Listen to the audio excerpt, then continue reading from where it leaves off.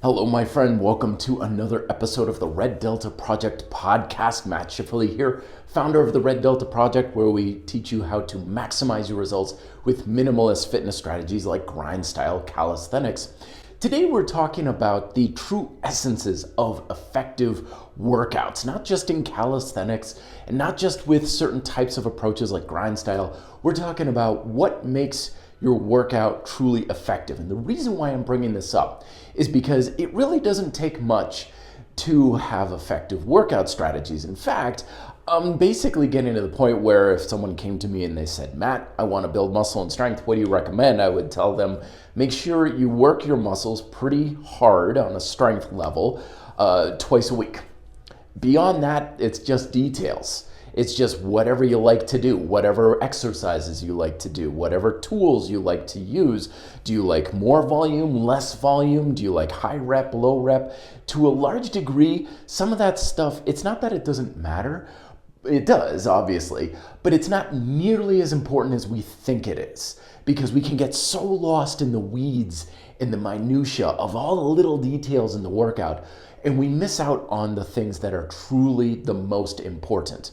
And that's what I wanted to talk about with you today, because a couple of the most important aspects that make your workouts effective are oftentimes either ignored or even discredited. And these two things are time under tension and the mind-muscle connection. Now, you've heard me talk about these things in my previous podcast, my book, Smart Bodyweight Training. I talk a lot about mind-muscle connection, time under tension. In fact, that's the whole point of the entire book, because essentially, if you can progress those two things, muscle and strength is yours, regardless of your routine, regardless of what exercises you do. As long as you've got those two things, you're pretty much set. However, when I hear things of people saying like, all right, so time under tension, is it effective?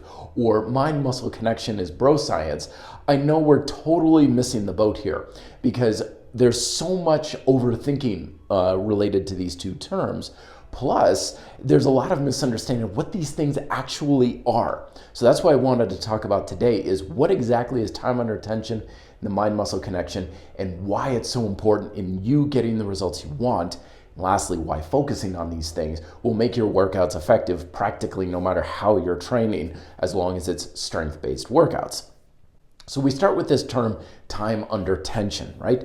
Time under tension oftentimes comes back to me with people asking questions about, so that means I need to lift really slowly, or I need to work out a certain way. And the fact of the matter is time under tension has nothing to do with how you're actually working out. It's not a particular approach to exercise or a particular workout style. All time under tension really is acknowledging the two variables you have in your strength and muscle building workouts, which is you have how much tension is in the muscle and how long is it there for. So in that regard, these are two variables that are in existence of all forms of training. Walking is time under tension. Yoga is time under tension. Pilates is time under tension. Bodybuilding, powerlifting, just opening and closing your hands repeatedly is time under tension. Because any sort of physiological movement, anything where you're consciously contracting your muscles, puts tension in your muscles. And the natural passage of time means that there's tension there for a certain amount of time. So that's really what time under tension means, is it's looking at how much tension is in the muscle and how much time is it there for. It's not a particular kind of exercise or a particular way of exercising or anything like that. You can apply it to anything, which means that use whatever method you want. Use free weights, use machines, use bands, use calisthenics, lift fast, lift slow, high rep, low rep, whatever. It really isn't that important. As I always say, it doesn't really matter unless it matters to you. So if you find yourself gravitating towards a particular type of training, or you just like certain things, go ahead and do that. You can use a number of variables. However you choose to do it, you have that kind of freedom. As long as you're recognizing that I need to get tension in the muscle and I need it there for a good amount of time. Now, in the objective of I want to build muscle and strength, all you're simply doing is saying, I need more tension in the muscle in order for it to be stronger, and I need the amount of energy the muscle is producing So that's both the amount of tension and the amount of time to progress over time. And that's it. That's really all there is to it. You want your muscles stronger? Put more tension in the muscle. That's it. If you want them to get bigger, produce more energy over time, which of course more tension means more energy, but also more repetitions or time for stopwatch or whatever, because repetition is basically just a timing mechanism. If you do something for 5 reps and then you increase it to 6, there's just more time. Reps aren't really so much the variable as it is time, and reps are a timing mechanism. But keep in mind that the speed that you do your reps also varies for that too. You can do 15 reps or you can do 7 reps at twice the speed, or half the speed rather, and the time of the entire set is still exactly the same. So you didn't increase time under tension at all or anything, you just simply slowed down your pace. So there's a lot of little variables that can come in that influence the amount of tension in the muscle and the amount of time that you have that tension on for. But overall, don't get lost in the details of it. Just think how much tension is in the muscle and how long is the tension there for. And as long as you're progressing those two things over time, you're gonna get bigger and stronger. Again, regardless of how you're training. It doesn't really matter if you do it one way or the other. So don't worry about the details too much. Just stay focused on those two things, because that's the way we do things here at the Red Delta Project, is you focus on the principles. When you understand the principles and the things you have to do in your training and your diet and everything, now you're free to do whatever the hell you want. You can eat however you want, you can train however you want, whatever fits your lifestyle, your budget, and your scenario and preferences the best is going to probably be the way that you can increase your principle satisfaction as much as possible and therefore get better results. But the other thing that I wanted to talk to you about today is the whole concept of the mind-muscle connection, which sounds pseudo-science-y. It sounds kind of like bro science, which I used to think it was myself. But the reality is it's the furthest thing from it. It's one of the most solid foundational principles that's guiding how your muscles and your body as a whole actually works. And it's something that we need to continuously develop and condition, because if you're not, you're leaving a huge amount of your potential on the table. Here is why. Because when we're training, we often think in times of it's about the muscle. Like, what is the muscle doing? What is the muscle fibers, muscle fiber activation? How long are we engaging the muscle for? What is the muscle doing? But this is a little bit short-sighted, because the muscle really isn't the driving force of an effective exercise, whether you're shooting a basketball, lifting something heavy, or running a marathon. The muscles aren't really what's making it work. Instead, your muscles are responding and behaving in response to signals they're receiving from your brain. That's the real driving force. That's the main lesson I have from my book, Smart Bodyweight Training, is that it's not muscle that makes exercise effective. It's your mind, your brain, your neural system. Because whenever you do anything with your body on a conscious level, what you do is you first create a signal, or as I call it, a neural code in your brain. And then that code travels through your nervous system, your peripheral system, first your central nervous system along your spinal column, then your peripheral nervous system branches out into your motor units, which is basically a neuron connected to muscle fibers. And everything that you do with your body from a conscious physical movement standpoint is all about making those motor units fire in a certain sequence. So you get a signal in your brain creates it, travels through your nervous system, and then it reaches your muscles. But it doesn't end there, because your muscles receive that signal and they behave. They do whatever, right?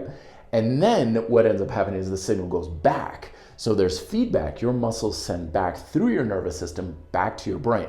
So you got this giant cycle going on right here. And every single step of this cycle, brain, nervous system, and muscle, and then muscle, nervous system, and brain, every step of that cycle is something that is conditioned and developed through your training. It's not just about muscles. If you're looking at just trying to change your muscles, but you're not looking at changing your brain or your nervous system, you're not going to get very far. It's kind of like looking at an automobile and thinking the reason why it travels is because the wheels spin.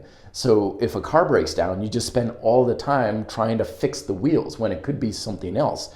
The brain is like your engine, your nervous system is like your transmission, and then your muscles are like your wheels. All three are very important components, but trying to focus on just the end product where we see and feel the physical result is very much only part of the solution. And if we're not looking at the rest of it, then you're throwing a lot of your potential right out the window. And nothing you try to make your muscles do will ever produce any sort of result, regardless of how you change it around. Because if your brain doesn't change, your nervous system can't adapt. Your nervous system doesn't adapt. It's not going to send any sort of different signals to your muscles.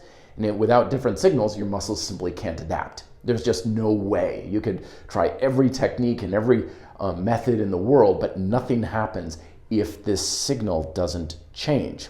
So that's why we always want to be focusing on improving mind-muscle connection, of create a signal in your brain, of trying to make your muscles do something, improving it over time, sending it through your nervous system, and then your muscles will adapt.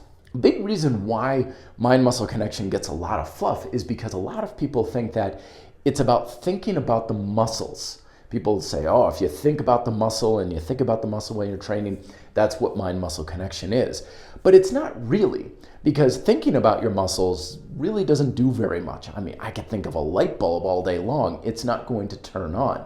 The light bulb turns on because I physically take a switch or some power source and I put energy into that bulb. Well, that's exactly what you're trying to do with your brain, is your brain is directly putting tension, actual electrical impulses into your muscle. That's what that tension is, right? We're talking time under tension.